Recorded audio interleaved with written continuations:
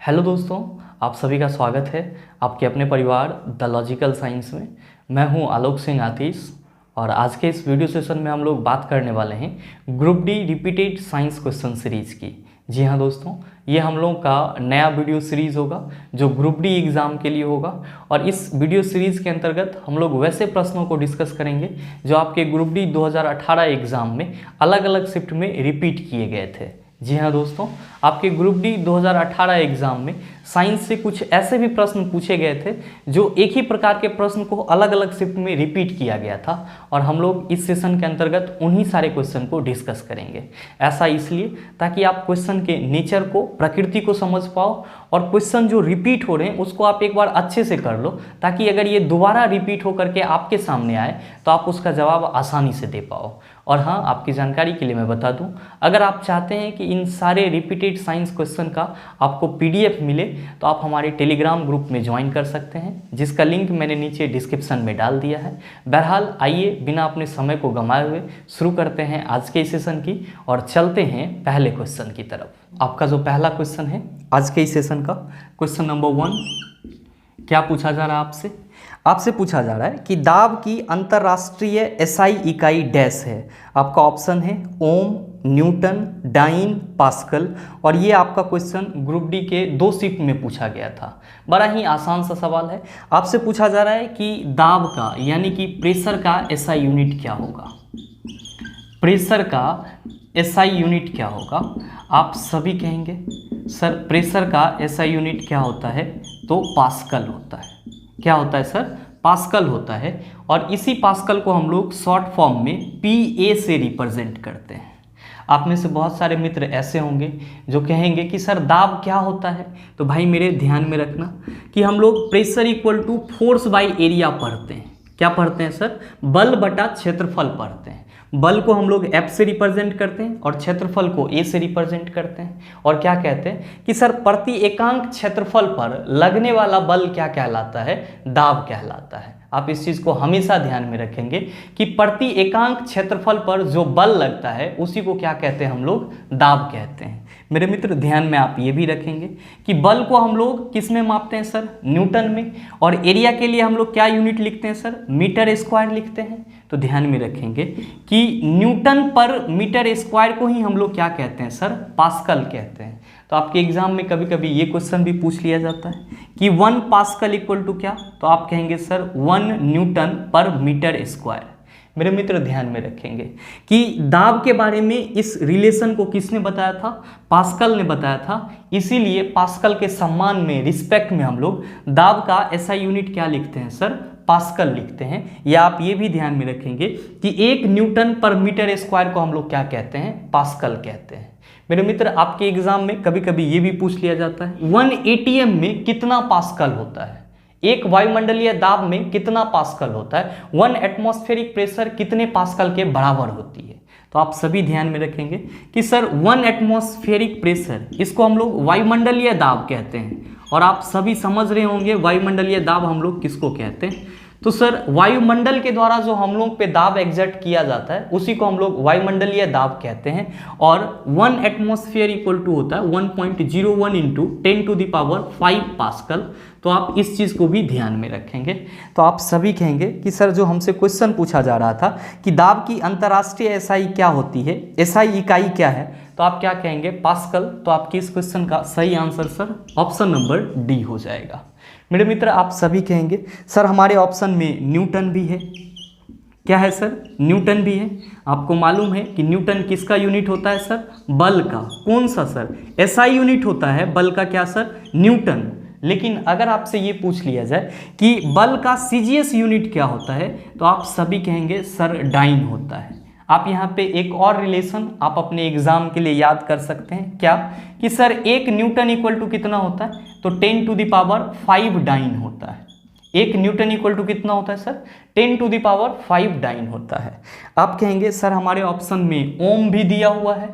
मेरे मित्र आप सबों को मालूम है कि ओम का सिंबल ये होता है और ओम किसका यूनिट है सर? तो प्रतिरोध का यूनिट है, यानी कि रेसिस्टेंस का यूनिट है। नेक्स्ट है सर आपके ऑप्शन में डाइन। तो आपने जस्ट देखा कि डाइन जो होता है वो बल का क्या होता है? सीजीएस यूनिट होता है। उम्मीद करते हैं आप समझ पाए होंगे। चलते हैं अगले क्वेश्चन की तरफ। आपका जो अगला क्वेश्चन है क्वेश्चन नंबर 2, बहुत ही आसान सा सवाल, फिर भी आप में से बहुत सारे लोग कंफ्यूज होते रहते हैं। आपसे पूछा जा रहा है कि त्वरण की एसआई इकाई क्या है? आपसे क्या पूछा जा रहा है कि त्वरण की एसआई इकाई क्या है? आपका ऑप्शन दिया हुआ है मीटर सेकेंड, दूसरा ऑप्शन दिया हुआ है मीटर पर सेकेंड, तीसरा ऑप्शन दिया हुआ है मीटर पर सेकेंड स्क्वायर, चौथा दिया हुआ है केजी मीटर पर सेकेंड। आप सभी कहेंगे सर आपने जो तीसरा ऑप्शन बोला कि मीटर पर सेकेंड स्क्वायर, यही क्या होता है सर? त्वरण का यूनिट होता है, त्वरण का एसआई यूनिट होता है। लेकिन आपके क्वेश्चन के ऑप्शन में कैसे दिया हुआ है सर? तो मीटर सेकेंड इनवर्स में दिया हुआ है इस तरह से, और आप सभी कंफ्यूज होते रहते हैं। तो कोई दिक्कत नहीं है सर, कंफ्यूज नहीं होना है। आप सभी को मालूम है कि त्वरण इक्वल टू क्या होता है फार्मूला? तो आप सभी कहते हैं सर वेग में परिवर्तन की दर को हम लोग क्या कहते हैं? वेग में परिवर्तन की दर, यानी कि वेग में परिवर्तन बटा समय को ही हम लोग क्या कहते हैं? त्वरण कहते हैं। और हम लोग इसके लिए क्या लिखते हैं सर? dv बटा dt लिखते हैं। dv बोले तो वेग में परिवर्तन और dt बोले तो समय, कितना उसको समय लगा। आप सबों को मालूम है कि सर वेग का यूनिट क्या होता है? मीटर पर सेकेंड, और समय का सर तो आप कहते हैं सर सेकेंड। तो सर जब आप इसको कैलकुलेट करते हैं तो आप कहते हैं सर मीटर पर सेकेंड, ये हो जाएगा 1 बटा सेकेंड। तो मीटर, ये आपका सेकेंड और सेकेंड गुना होगा तो सेकेंड स्क्वायर हो जाएगा। तो इसी को आप सभी पढ़ते रहते हैं सर मीटर पर सेकेंड स्क्वायर। आपको ये चीज़ याद रहता है, लेकिन ध्यान में रखेंगे कि यहाँ पे मीटर को आप क्या कर रहे हैं? समय के वर्ग से डिवाइड कर रहे हैं। तो जब कोई चीज़ डिवाइड में रहता है और इसको हम ऊपर ले जाते हैं तो वो क्या हो जाता है? माइनस में आ जाता है।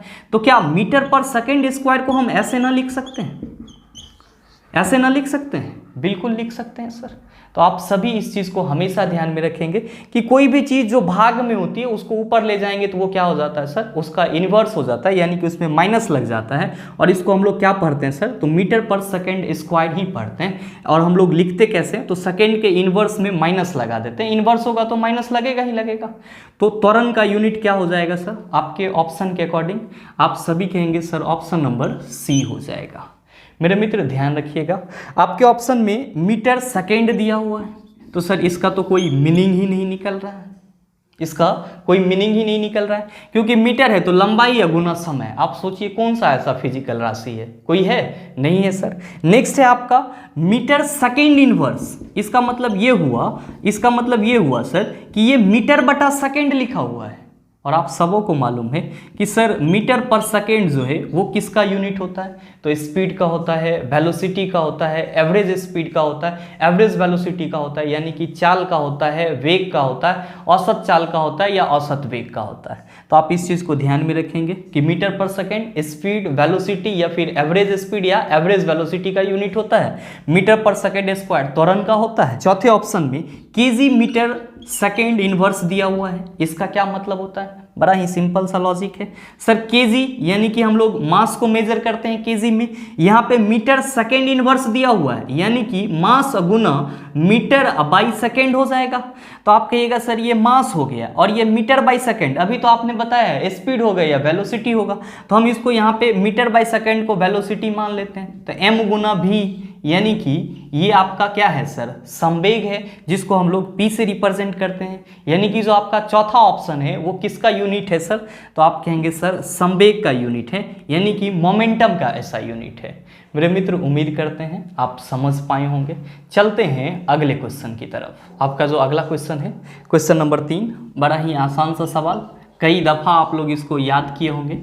आपसे पूछा जा रहा है 1 kWh equal to watt, 1 kilowatt hour में कितना जूल होता है? तो आप सभी कहते हैं सर 3.6 इंटू 10⁻6 जूल होता है। बहुत ही छोटा क्वेश्चन था, लेकिन आपके अलग अलग शिफ्ट में कई बार इसको रिपीट किया गया था और आपके ग्रुप डी 2018 एग्जाम में ये 4 शिफ्ट में रिपीट किया गया था। तो आप इस वैल्यू को कंठाग्र कर लेंगे।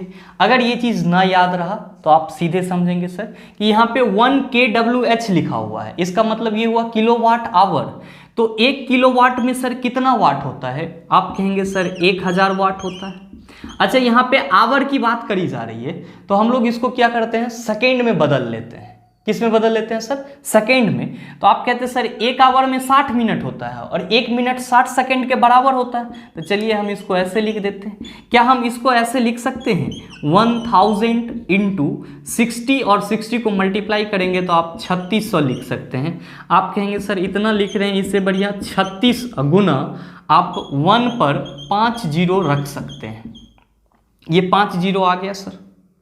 क्या हम सर इसको और सजा के ना लिख सकते हैं? 36 इंटू आपका 1 पे 5 जीरो है तो हम यहाँ पे 10 पे पावर 5 कर देते हैं। कोई दिक्कत नहीं होगा आपको? बिल्कुल नहीं होगा सर। यहाँ पे 36 इंटू 10 टू दी पावर 5 है। हम क्या कर रहे हैं सर, यहाँ पे एक पॉइंट डाल रहे हैं तो आप कहिएगा सर इधर पावर में एक बढ़ा दीजिए तो 3.6 into 10 to the power 6 joule. 1 kWh में कितना जूल होता है? तो 3.6 into 10 to the power 6 joule होता है। मेरे मित्र ध्यान में रखेंगे कि kWh जो है ये किसका इकाई है? तो सर ये ऊर्जा का इकाई है, ऊर्जा का यूनिट है। और हाँ, आपको ध्यान में ये भी रखना है कि सर 1 kWh किसके बराबर होती है? तो सर 1 यूनिट के बराबर होती है। जो हम लोग कॉमर्शियल इलेक्ट्रिसिटी का बिल आता है, जो आपको विद्युत का बिल आता है, जो आपके घर में इलेक्ट्रिसिटी बिल आता है, उसमें जो सर आपका यूनिट बोला जाता है वो कितने का होता है सर? 1 यूनिट। तो सर 1 यूनिट जो है वो 1 kWh के बराबर होता है, यानी कि 1 यूनिट में कितना जूल ऊर्जा खपत होता है? तो 3.6 into 10 to the power 6 joule ऊर्जा खपत होता है। आपके एग्जाम में कभी कभी ये भी पूछा जाता है कि 1 यूनिट में कितना विद्युत ऊर्जा खत्म होता है, तो आप क्या कहेंगे? 3.6 into 10 to the power 6 joule विद्युत ऊर्जा क्या होती है? 1 यूनिट में खत्म होती है। और 1 यूनिट कितने के बराबर होता है? तो 1 kWh के बराबर होता है। kWh किसका यूनिट है सर? तो ऊर्जा का यूनिट है। अच्छा, आप बताइए कि आपके इस क्वेश्चन का सही आंसर क्या हो जाएगा? आप सभी कहेंगे कैसी बात कर रहे हैं सर, हम लोग तो आंसर देखते ही लगा लिए थे। Option number C is the right answer of this question. उम्मीद करते हैं आप समझ पाए होंगे। चलते हैं अगले क्वेश्चन की तरफ। आपका जो अगला क्वेश्चन है, क्वेश्चन नंबर 4, आपसे क्या पूछा जा रहा है? और ये क्वेश्चन भी 2 बार रिपीट किया गया है। आपसे पूछा जा रहा है कि 10 न्यूटन का बल किसी वस्तु पर कार्य कर रहा है और वस्तु बल की दिशा में 5 मीटर विस्थापित होती है, तो किया गया कार्य कितना होगा? बड़ा ही सिंपल और सरल सा क्वेश्चन है। क्या कहा जा रहा है आपके क्वेश्चन में कि ये कोई वस्तु है, ठीक है सर, और इस पे जो है वो 10 न्यूटन का बल लगाया जा रहा है। और जब इस पे 10 न्यूटन का बल लगाया जा रहा है तो बल इस डायरेक्शन में लगाया जा रहा है, इधर की ओर लगाया जा रहा है। तो वस्तु जो है इसी डायरेक्शन में कितना मीटर सर विस्थापित हो जा रही है? 5 मीटर विस्थापित हो जा रही है। आपसे पूछा जा रहा है कि इस पर किया गया कार्य कितना होगा, यानी कि W इक्वल्स टू वाट। मेरे मित्र, आप सबों को पता है कि किसी भी वस्तु पर जो बल लगता है और उस बल के लगने से वस्तु जितना विस्थापन कवर करती है, उस दोनों के गुणनफल को हम लोग क्या कहते हैं सर? वस्तु पे उतना ही कार्य हुआ है। यानी कि हम लोग कार्य इक्वल टू क्या फॉर्मूला पढ़ते हैं सर? तो हम लोग कहते हैं सर बल गुना विस्थापन होता है। बल गुना विस्थापन, इसी को शॉर्ट फॉर्म में W इक्वल्स टू हम लोग FS कहते हैं। F बोले तो बल और S बोले तो सर विस्थापन। आपके क्वेश्चन में 10 न्यूटन है सर, बल कितना लग रहा है? तो 10 न्यूटन, और वस्तु कितना मीटर विस्थापित हो रहा है? 5 मीटर। तो 10 गुना 5 कितना हो जाएगा सर? तो आप सभी कहिएगा सर 50 जूल हो जाएगा। तो आपसे जो क्वेश्चन पूछा जा रहा है कि 10 न्यूटन का बल किसी वस्तु पर कार्य कर रहा है, वस्तु बल की दिशा में 5 मीटर विस्थापित होती है, तो किया गया कार्य कितना होगा? आप सभी कहेंगे सर 50 जूल, यानी कि option number C is the right answer of this question. मेरे मित्र ध्यान में रखिएगा, यहाँ पे आपके क्वेश्चन में क्या कहा जा रहा था कि वस्तु में जो विस्थापन उत्पन्न हो रहा है वो बल के दिशा में हो रहा है। यहाँ पे बल और विस्थापन के बीच में कोण नहीं बन रहा है। लेकिन जब आपके क्वेश्चन में, या फिर आप इस चीज को हमेशा ध्यान में रखेंगे कि जब बल और विस्थापन के बीच, बल एवं विस्थापन के बीच कोई कोण बन रहा हो, कोई एंगल बन रहा हो, तब जो किया गया कार्य होता है वो क्या होता है सर, तो सर Fs cos थीटा के बराबर होता है। आप इस चीज को हमेशा ध्यान में रखेंगे कि किसी वस्तु पर जो बल लग रहा है और बल लगने के चलते जो वस्तु विस्थापित हो रही है, तो बल और विस्थापन के बीच में अगर कोई एंगल बन रहा है, कोई कोण बन रहा है, तो उस सिचुएशन में जो किया गया कार्य होगा वो W = Fs cos थीटा के बराबर होगा। यहाँ पे आपको तीन चीज ध्यान में रखना है। क्या ध्यान में रखना है, तो सर cos 0 डिग्री का वैल्यू आपको ध्यान में रखना है, कितना होता है 1 होता है। cos 180 डिग्री का वैल्यू आपको ध्यान में रखना है, कितना होता है -1 होता है। और cos 90 डिग्री का वैल्यू आपको ध्यान में रखना है, कितना होता है सर 0 होता है। आप कहेंगे सर इसका क्या मतलब होगा, तो मेरे मित्र इस तीनों पॉइंट से भी आपके एग्जाम में क्वेश्चन पूछे जाते हैं। ध्यान में रखेंगे कि जब बल और विस्थापन के बीच में कोई कोण नहीं बन रहा होगा, जब बल और विस्थापन के बीच में कोई कोण नहीं बन रहा होगा, कोई एंगल नहीं बन रहा होगा, तब जो आपका कॉस होगा वो कितना होगा सर, तो आप कहेंगे सर कोई एंगल ही नहीं बन रहा है तो कॉस तो मेरा 0 डिग्री हो जाएगा। तो जब बल और विस्थापन के बीच कोई एंगल ना बन रहा हो तो किया गया कार्य जो होता है वो क्या होता है सर, महत्तम होता है, यानी कि मैक्सिमम होता है, या आप कह सकते हैं कि धनात्मक होता है। यानी कि जब आपका cos 0 डिग्री होगा तो कार्य क्या होगा, तो सर कार्य मैक्सिमम होगा और क्या होगा सर, पॉजिटिव यानी कि धनात्मक होगा। लेकिन ध्यान में रखेंगे कि जब बल और विस्थापन के बीच में 180 डिग्री का कोण बन रहा हो तो आपको मालूम है कि cos 180 डिग्री का वैल्यू -1 होता है, तो किया गया कार्य क्या हो जाएगा, नेगेटिव हो जाएगा। तो आपके एग्जाम में क्वेश्चन पूछा जाता है, क्या क्वेश्चन पूछा जाता है कि जब बल और विस्थापन के बीच में 180 डिग्री का कोण बन रहा है तो किया गया कार्य निम्नलिखित में से क्या होगा। आप सभी कहेंगे सर ऋणात्मक होगा और क्या होगा सर, न्यूनतम होगा। मेरे मित्र ध्यान में रखेंगे कि जब आपका बल और विस्थापन के बीच में 90 डिग्री का कोण बन रहा होगा, जब बल और विस्थापन के बीच में 90 डिग्री का एंगल बन रहा होगा तो किया गया कार्य कितना होगा सर, 0 होगा। कितना होगा सर, 0 होगा। आप इस चीज को भी ध्यान में रखेंगे। ये तीनों पॉइंट भी आपके एग्जाम दृष्टिकोण से बहुत ही महत्वपूर्ण है और कई दफा इस तीनों ही पॉइंट से रिलेटेड सवाल आपके एग्जाम में पूछे गए हैं। उम्मीद करते हैं आप समझ पाए होंगे। चलते हैं अगले क्वेश्चन की तरफ। आपका जो अगला क्वेश्चन है, क्वेश्चन नंबर 5, आपसे क्या पूछा जा रहा है, बड़ा ही आसान सा सवाल है, केमिस्ट्री का क्वेश्चन है लेकिन 2 शिफ्ट में रिपीट किया गया था। क्वेश्चन पूछा जा रहा है, निम्नलिखित में से कौन से यौगिक में क्रिस्टलीकरण का पानी नहीं है। जी हाँ दोस्तों, आपसे पूछा जा रहा है कि इनमें से कौन सा ऐसा कंपाउंड है जिसमें क्रिस्टलीकरण का पानी नहीं है, यानी कि जिसके साथ वाटर मॉलिक्यूल्स नहीं यूज होता है। आप कहेंगे सर कौन सा होगा, तो ध्यान दीजिए आपके पहले ऑप्शन में क्या दिया हुआ है, बेकिंग सोडा दिया हुआ है। क्या दिया हुआ है सर, बेकिंग सोडा, और इसी को हम लोग क्या कहते हैं सर, खाने वाला सोडा भी कहते हैं। आपको मालूम होना चाहिए कि बेकिंग सोडा का फार्मूला क्या होता है, तो सर NaHCO3 होता है। क्या होता है, NaHCO3 होता है। नेक्स्ट आपके ऑप्शन में दिया हुआ है जिप्सम। जिप्सम का फार्मूला क्या होता है, तो आप सभी कहते हैं सर CaSO4 2H2O क्या होता है, जिप्सम का फार्मूला होता है। मेरे मित्र फिर आपके ऑप्शन में दिया हुआ है वॉशिंग सोडा। क्या दिया हुआ है सर, वॉशिंग सोडा, जिसको हम लोग धोने वाला सोडा कहते हैं, और इसका फार्मूला क्या होता है, तो आप सभी कहते हैं Na2CO3 10H2O। Na2CO3 10H2O ये आपके वॉशिंग सोडा का फार्मूला होता है। फिर आपके ऑप्शन में दिया हुआ है कॉपर सल्फेट।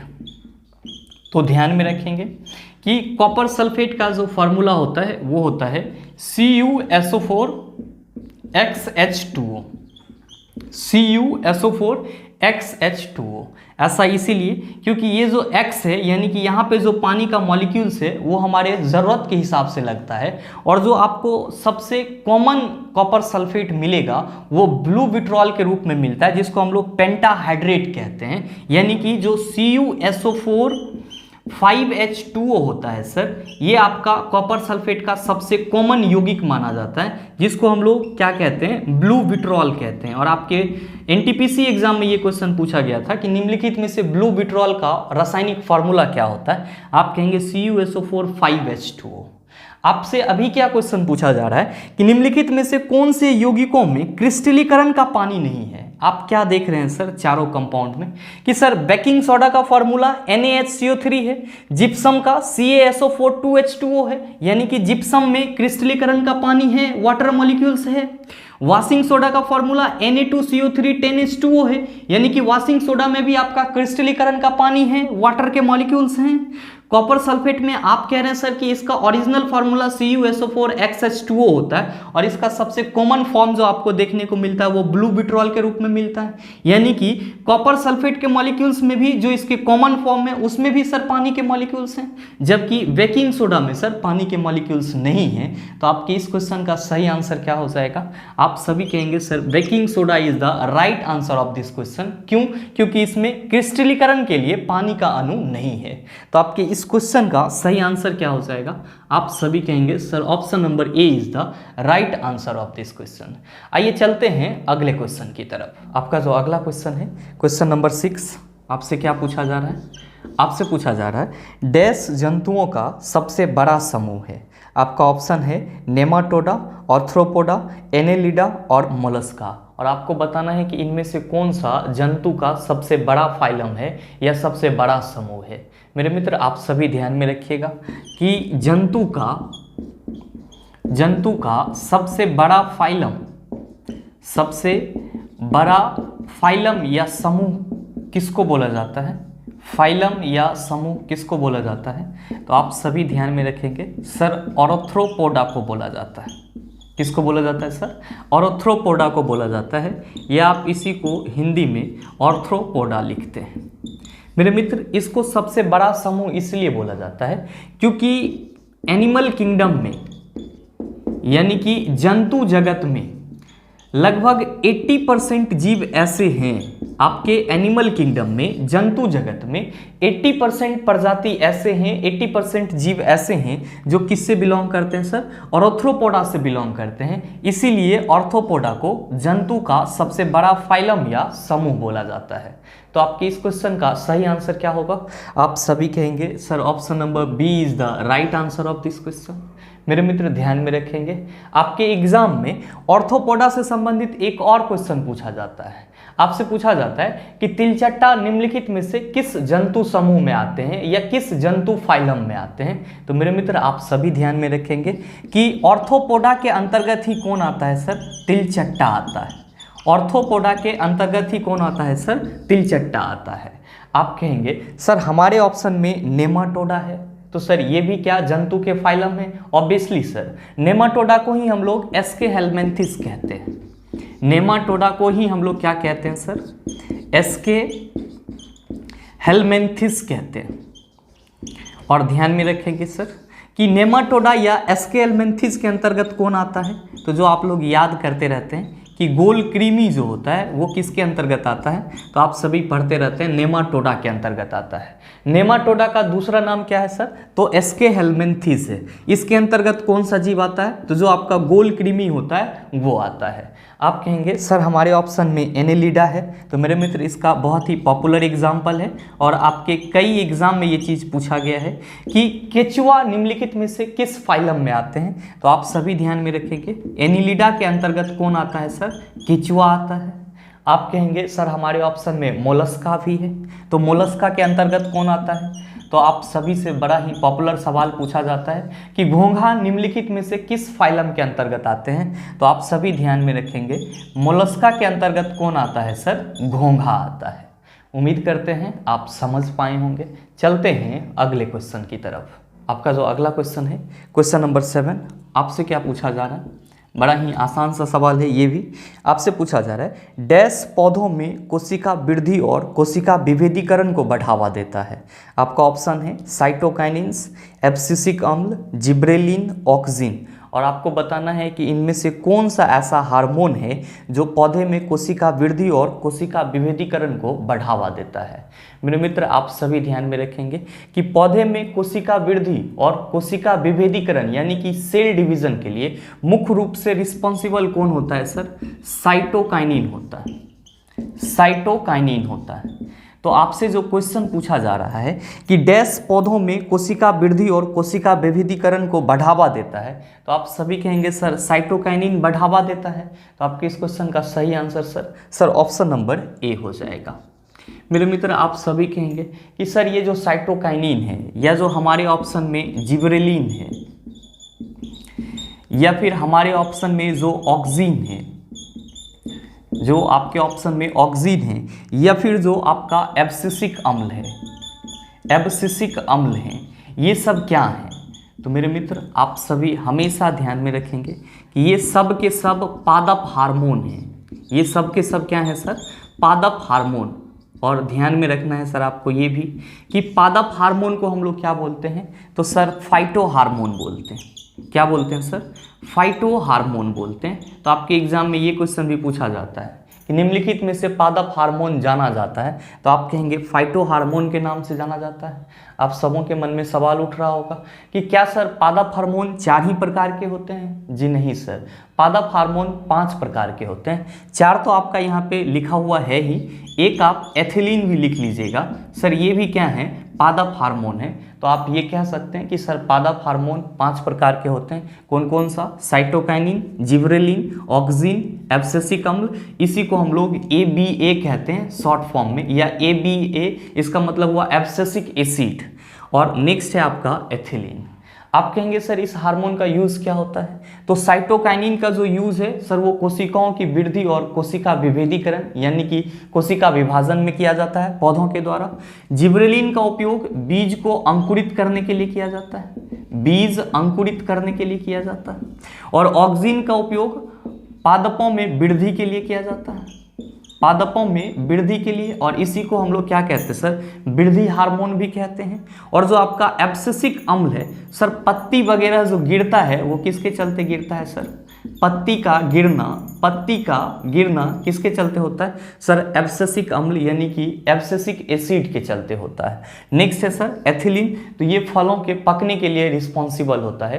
तो आप इस चीज़ को हमेशा ध्यान में रखेंगे कि फाइटो हार्मोन 5 प्रकार के होते हैं। कौन कौन सा? साइटोकाइनिन, जिबरेलिन, ऑक्सीन, ABA जिसको हम लोग एब्सिसिक अम्ल या एब्सिसिक एसिड बोलते हैं, और नेक्स्ट होता है आपका एथिलीन। उम्मीद करते हैं आप समझ पाए होंगे। चलते हैं अगले क्वेश्चन की तरफ। आपका जो अगला क्वेश्चन है, क्वेश्चन नंबर 8, आपसे क्या पूछा जा रहा है? बड़ा ही आसान सा सवाल है। आपसे पूछा जा रहा है एल्केन का सामान्य सूत्र डैश है। मेरे मित्र आप सभी को मालूम होना चाहिए एल्केन का सामान्य सूत्र CnH2n+2 होता है, एल्कीन का सामान्य सूत्र CnH2n होता है, और एल्काइन का सामान्य सूत्र CnH2n-2 होता है। लेकिन अगर आपसे कोई ये पूछ दे कि एल्केन क्या है या फिर एल्कीन और एल्काइन क्या है, तो आप सभी फंस जाते हैं। तो आइए थोड़ा सा हम लोग इसको डिस्कस कर लेते हैं।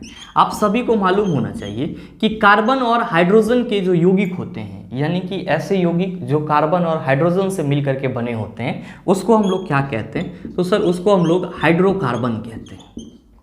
कार्बन और हाइड्रोजन के जो यौगिक होते हैं उसको हम लोग क्या कहते हैं? हाइड्रोकार्बन कहते हैं। और ये जो हाइड्रोकार्बन होते हैं ये होते हैं सर 2 प्रकार के। कितने प्रकार के होते हैं सर? 2 प्रकार के। पहला को हम लोग कहते हैं संतृप्त हाइड्रोकार्बन। पहला को क्या कहते हैं सर? संतृप्त हाइड्रोकार्बन। और दूसरा को हम लोग क्या कहते हैं सर? असंतृप्त हाइड्रोकार्बन कहते हैं। दूसरा को हम लोग असंतृप्त हाइड्रोकार्बन कहते हैं। मेरे मित्र ध्यान यहाँ पे आपको ये रखना है कि संतृप्त हाइड्रोकार्बन के अंतर्गत कौन आता है? तो सर एल्केन जो है वो संतृप्त हाइड्रोकार्बन के अंतर्गत आता है। एल्केन का सामान्य सूत्र क्या होता है? तो सर एल्केन का सामान्य सूत्र CnH2n+2 होता है, जहाँ पे n क्या है सर? तो नंबर ऑफ कार्बन एटम है, यानी कि कार्बन परमाणु की संख्या है। और ध्यान में आपको ये भी रखना है कि एल्केन में कार्बन और कार्बन के बीच में क्या होता है सर? सिंगल बॉन्ड होता है, यानी कि जो भी एल्केन होते हैं उसके कार्बन परमाणुओं के बीच में एकल बॉन्ड प्रेजेंट रहता है, यानी कि सिंगल बॉन्ड के सहारे कार्बन कार्बन जुटे रहते हैं।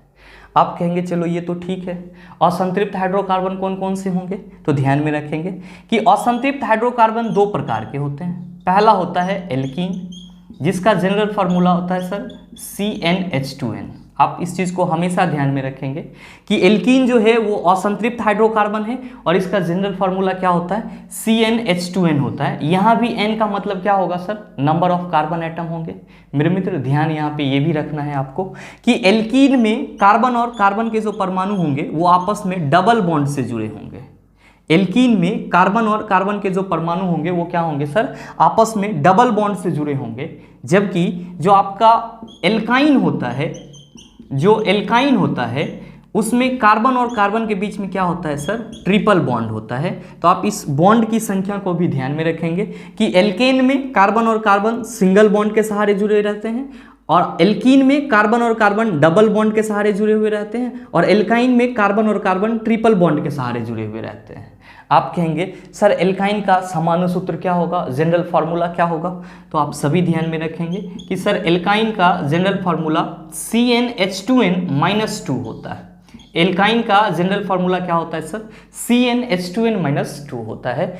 तो आप इस तीनों ही जनरल फार्मूला को और इस तीनों ही बॉन्ड की संख्या को हमेशा ध्यान में रखेंगे। आपके एग्जाम में कई दफा इससे संबंधित क्वेश्चन पूछे गए हैं। हालांकि अभी आपसे क्या क्वेश्चन पूछा जा रहा है कि एल्केन का सामान्य सूत्र क्या होता है। आप सभी कहेंगे sir option number C is the right answer of this question. आपके इस क्वेश्चन का सही आंसर क्या हो जाएगा सर, ऑप्शन नंबर सी हो जाएगा। मेरे मित्र ध्यान में रखिएगा कि एल्केन जो होते हैं ये अभिक्रियाशील नहीं होते हैं।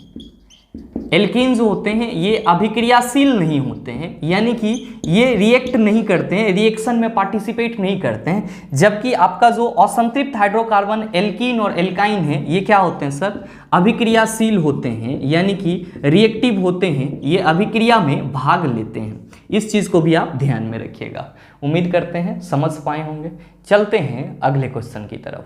आपका जो अगला क्वेश्चन है, क्वेश्चन नंबर 9, आपसे क्या पूछा जा रहा है, आपसे पूछा जा रहा है कि ओम के नियम के अनुसार डैश एक स्थिरांक है। आपका ऑप्शन है V/I, V divided by V into I into V। क्या होगा इसका आंसर? आपसे पूछा जा रहा है कि ओम के नियम के अनुसार इसमें से कौन सा एक स्थिरांक है, कांस्टेंट है। आप सभी कहेंगे ये ओम का नियम क्या होता है, तो ध्यान दीजिएगा। ओम के नियम को ही हम लोग शॉर्ट फॉर्म में ओम्स लॉ बोलते हैं और ये किसके द्वारा दिया गया सर, तो सर ये जॉर्ज साइमन ओम के द्वारा इस नियम का प्रतिपादन किया गया। जॉर्ज साइमन ओम के द्वारा ओम्स लॉ का प्रतिपादन किया गया। आप कहेंगे ये होता क्या है, ओम्स लॉ क्या एक्सप्लेन करता है, तो मेरे मित्र ओम्स लॉ कहता है कि अगर टेम्परेचर को कांस्टेंट रखा जाए, यानी कि तापमान को क्या करा जाए सर, नियत रखा जाए, तो किसी भी चालक तार का जो विभवांतर होता है वो उससे बहने वाली धारा के क्या होते हैं सर, समानुपाती होता है। जी हाँ, ओम्स लॉ कहता है कि अगर टेम्परेचर को, तापमान को नियत रखा जाए तो किसी चालक तार से जो बहने वाली धारा होती है, इलेक्ट्रिक करंट होती है, वो उस चालक के या उस तार के विभवांतर के क्या होती है सर, समानुपाती होती है। और आप सभी इस चीज़ को लिखते भी हैं सर, क्या लिखते हैं, तो सर V समानुपाती I होता है। ये ओम्स लॉ के अकॉर्डिंग होता है, ओम के नियम के अनुसार होता है। ध्यान दीजिएगा, ओम्स लॉ तभी एप्लीकेबल होगा जब आपका टेम्परेचर कांस्टेंट होगा, तापमान नियत होगा। अगर टेम्परेचर नियत नहीं है, कांस्टेंट नहीं है, तो ओम्स लॉ वहां पे काम नहीं करेगा। ओम्स लॉ क्या कहता है, तो चालक से बहने वाली जो विद्युत धारा होती है वो चालक के विभवांतर के समानुपाती होती है, V समानुपाती I होती है। मेरे मित्र जब यहाँ से आप इस समानुपाती के साइन को हटाते हो तो आप कहते हो सर हम लोग V = IR लिखते हैं। एक्चुअली इस प्रोपोर्शन को हटाने के बाद जो आप इस R को यहाँ पे ला रहे हो, यही क्या है सर, ओम्स लॉ का कांस्टेंट है, स्थिरांक है। और हम लोग क्या कहते हैं कि सर R = होता है V/I। R = क्या होता है सर, V/I। आपसे क्वेश्चन क्या पूछा जा रहा है, आपसे क्वेश्चन पूछा जा रहा है कि ओम के नियम के अनुसार डैश एक स्थिरांक है। आप कह रहे हैं ओम्स लॉ का स्थिरांक क्या होगा, तो सर R, जिसको हम लोग रेसिस्टेंस, प्रतिरोध बोलते हैं, और R = क्या होता है, V/I। तो आपसे जो क्वेश्चन करा जा रहा है उसका सही आंसर आप बताइए क्या होगा। आप सभी कहेंगे sir option number A is the right answer of this question. मेरे मित्र उम्मीद करते हैं आप समझ पाए होंगे। चलते हैं अगले क्वेश्चन की तरफ। आपका जो अगला क्वेश्चन है, क्वेश्चन नंबर 10, क्या पूछा जा रहा है आपसे। आपसे पूछा जा रहा है कि सेल्सियस से केल्विन पैमाने पर तापमान को बदलने के लिए आपको निम्न में से क्या करना होगा। दिए गए तापमान को 273 से गुना करें, दिए गए तापमान में 273 जोड़ें, दिए गए तापमान को 273 से विभाजित करें, दिए गए तापमान में से 273 घटाएं। आपसे क्वेश्चन पूछा जा रहा है कि सेल्सियस से केल्विन पैमाने पर तापमान को बदलने के लिए क्या करना होगा। जी हाँ, आपके क्वेश्चन में कहा जा रहा है कि डिग्री सेल्सियस को केल्विन में बदलने के लिए हम लोग क्या करते हैं। मेरे मित्र, आप सभी हमेशा याद रखेंगे कि डिग्री सेल्सियस को केल्विन में बदलने के लिए 273 को क्या करते हैं, जोड़ते हैं। डिग्री सेल्सियस को केल्विन में बदलने के लिए 273 को क्या करते हैं, जोड़ते हैं। ध्यान में रखेंगे कि केल्विन को डिग्री सेल्सियस में बदलने के लिए, केल्विन को डिग्री सेल्सियस में बदलने के लिए क्या करते हैं, तो सर केल्विन में से 273 को घटाते हैं। तो आप इस दोनों ही चीज़ को ध्यान में रखेंगे कि डिग्री सेल्सियस को केल्विन में बदलने के लिए 273 जोड़ते हैं और केल्विन को डिग्री सेल्सियस में बदलने के लिए 273 को घटाते हैं। आपसे क्वेश्चन पूछा जा रहा है कि सेल्सियस से केल्विन पैमाने पर, यानी कि डिग्री सेल्सियस से केल्विन पैमाने पर तापमान को बदलने के लिए आपको निम्न में से क्या करना होगा। तो आप कहेंगे सर 273 को जोड़ना होगा। तो आप बताइए कि आपके इस क्वेश्चन का सही आंसर क्या होगा। आप सभी कहेंगे सर ऑप्शन नंबर बी हो जाएगा। मेरे मित्र, ध्यान में रखेंगे कि डिग्री सेल्सियस और जो केल्विन है ये दोनों क्या है सर, तो तापमान को मापने का स्केल है। आपके पास टेम्परेचर को मापने का और भी बहुत सारे स्केल हैं, जैसे कि आप डिग्री फ़ारेनहाइट की बात करते हो, या फिर रैंकिन स्केल की बात करते हो, या फिर आप रूमर स्केल की बात करते हो। तो ये सब भी क्या है सर, तापमान को मापने का एक स्केल ही है। और ध्यान में आपको ये भी रखना है, आपके एग्जाम में कभी कभी ये भी पूछा जाता है कि सर डिग्री सेल्सियस और डिग्री फ़ारेनहाइट इस दोनों में एक रिलेशन होता है। डिग्री सेल्सियस और डिग्री फ़ारेनहाइट इस दोनों में रिलेशन होता है। वो रिलेशन क्या होता है, तो आप सभी कहेंगे सर डिग्री सेल्सियस और फ़ारेनहाइट में संबंध होता है C/5 = F-32/9। यही क्या होता है सर, डिग्री सेल्सियस और फ़ारेनहाइट में रिलेशन होता है। तो आप इस चीज़ को भी ध्यान में रखेंगे। उम्मीद करते हैं यहाँ तक के जितने क्वेश्चन थे आप उन सारे क्वेश्चन को आसानी से समझ पाए होंगे। अब ये क्वेश्चन आपको दोबारा कहीं पे मिल जाए तो आप उसका जवाब भी आसानी से दे पाएंगे। दोस्तों, उम्मीद ये भी करते हैं वीडियो आपको अच्छा लगा होगा। अगर आपको अच्छा लगा तो वीडियो को लाइक कीजिएगा, ज़्यादा से ज़्यादा शेयर कीजिएगा, और चैनल पर नए हैं तो सब्सक्राइब करके बेल आइकन दबा लीजिएगा, ताकि इस तरह के एग्जाम रिलेवेंट वीडियो सबसे पहले आपके पास पहुंचे और आप उसका भरपूर फायदा उठा पाए। मिलते हैं फिर अगले सेशन में, तब तक के लिए best of luck. Thank you, have a nice day.